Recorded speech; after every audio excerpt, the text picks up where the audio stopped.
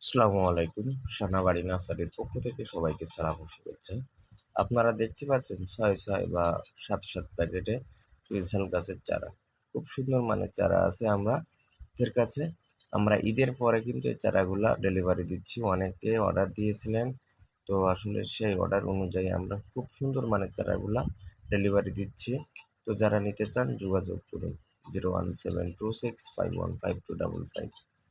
আমরা সুন্দরবন কুরিয়ার সার্ভিসের মাধ্যমে সারা বাংলাদেশ পাঠিয়ে থাকি এবং কুরিয়ার করে থাকি এবং গাড়ি লোড দিয়ে থাকি। তো আসলে চুইঝাল সম্পর্কে কিছু কথা বলতে হবে। চুইঝাল মূলত ঢিলা মাটিতে দিলে খুব সুন্দর হয় বা উঁচু জায়গায় দিলে ভালো হয়। যদি পানি বাঁধে এমন জায়গায় যদি দেন তাহলে চারা মরে যাওয়ার সম্ভাবনা ৯৯% থাকে। কারণ সে চারাটা কিন্তু পানি সহ্য করতে পারে না। আর এটা গাছে উঠাই দিলে বা বাইয়ে দিলে প্রচুর পরিমাণ বাড়ে। তার প্রমাণ আমার একটা গাছ আছে, সেই গাছটার ভিডিও আমি একসময় আপনাদেরকে দেখাবো ইনশাল্লাহ।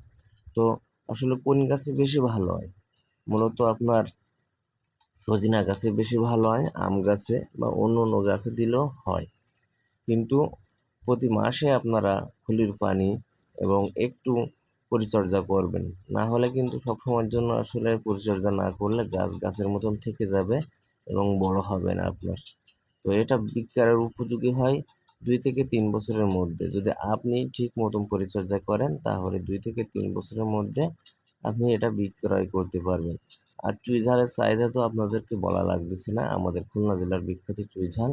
এটা প্রচুর পরিমাণ মসলা হিসাবে ব্যবহার হয়। তো আসলে দিন গেলে চাহিদা বাড়তেছে। অনেকে দেখেন যে বুস্ট করতেছে, এটা ১,০০০ ৳১,৫০০ কেজি বিক্রি করতেছে। ডালগুলা ৳১,০০০ আর গোড়ার যে শ্বাসটা ওটা বিক্রি করতেছে ৳১,৫০০, ৳২,০০০ এরকম।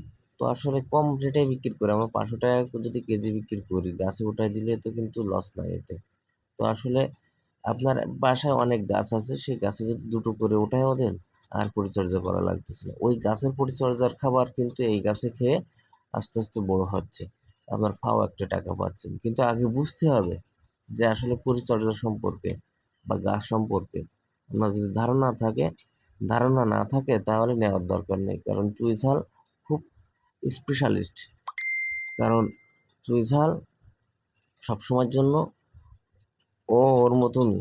যদি বাঁচে তা খুব ভালোভাবে বাঁচে, আর যদি মরে যায় আপনার ঠেকানোর সাধ্য নাই। এটা মনে রাখতে হবে। তো আরও বিস্তারিত কথা বলবো ইনশাআল্লাহ সামনের ভিডিওতে। ভালো থাকবেন সবাই। আসসালামু আলাইকুম।